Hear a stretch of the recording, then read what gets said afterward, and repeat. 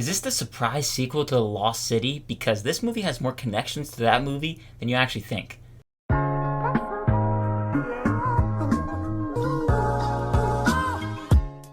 Bullet Train stars Brad Pitt, Aaron Taylor Johnson, Joey King, Brian Tyree Henry, and Andrew Koji. It tells the story of 5 assassins aboard a fast-moving bullet train finding out their missions have something in common.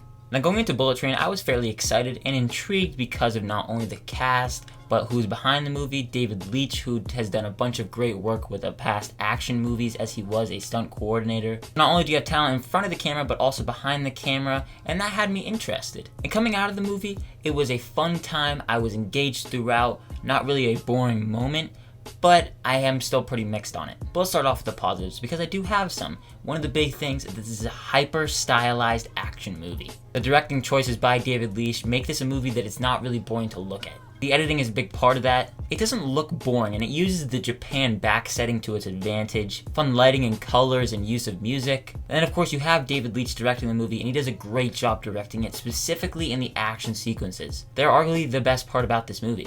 He's worked on the John Wick movies, he did Deadpool 2. He's had his fair share with directing movies, but he's also been a stunt coordinator and stunt director. The choreography, the camera movement, you can see everything that's going on, which is very key in action sequences, and something that you will find a lot of people complain about when you can't really tell what's going on in the action sequences.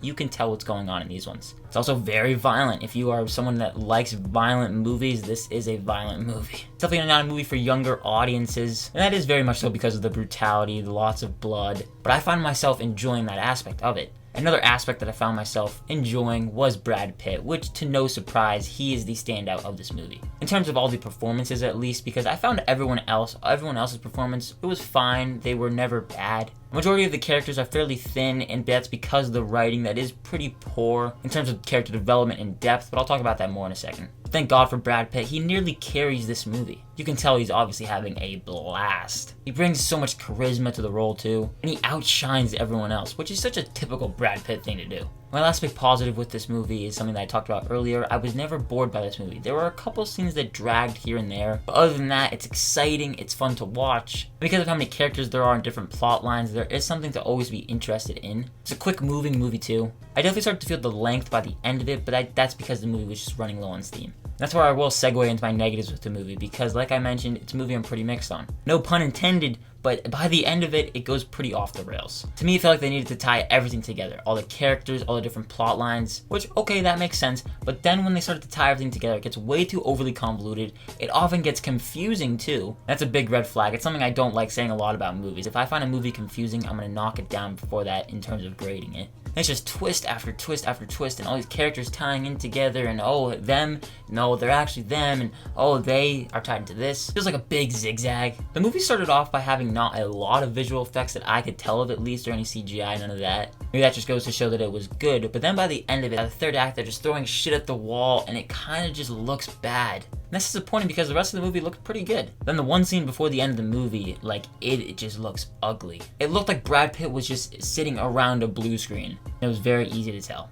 And lastly, another one of my bigger issues with the movie is that it is unfunny. And that definitely makes me disappointed because I thought this was going to be a fun action comedy that was going to have me laughing. But this is just half of that. It is a fun action, get rid of comedy. Because there are jokes, this is a movie that tries to make you laugh. I unfortunately was often cringing though, and not just me, but the rest of my theater. There were multiple lines in the movie that were set up for jokes. You know when the movie kind of pauses in terms of audio to let the audience have a reaction? Yeah, well, my theater was just dead silent. And the real reason why I didn't think there was a problem with my audience specifically is because if the movie was funny, I would have laughed. I don't think it was in terms of my audience bringing it down for me, because I am more than happy to laugh in front of a quiet theater. I did that with Super Pets. I mean, sure, I might have laughed a couple times. I especially laughed at the 2 cameos in this movie. Those are pretty funny. But like I was alluding to earlier, there is little to no character depth. There's some development, and maybe 1 or 2 characters have an arc. But this movie is definitely lacking that oomph. And I really mean that in terms of standing out. But overall, Bullet Train is a movie that I enjoyed. It's one that I would recommend. It is a definite turn your brain off movie. But if you're not a fan of those movies, then you're not going to like this one.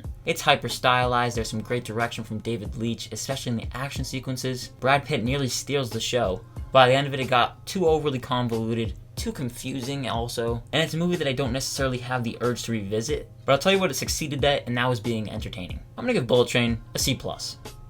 But guys, if you have seen Bullet Train, let me know your thoughts on it down below. Are you looking forward to this movie as well? Let me know. And thank you so much for watching this review, and if you did enjoy it, consider giving it a like as well as subscribing to the channel and hitting that notification bell to get notified whenever new videos like this go live.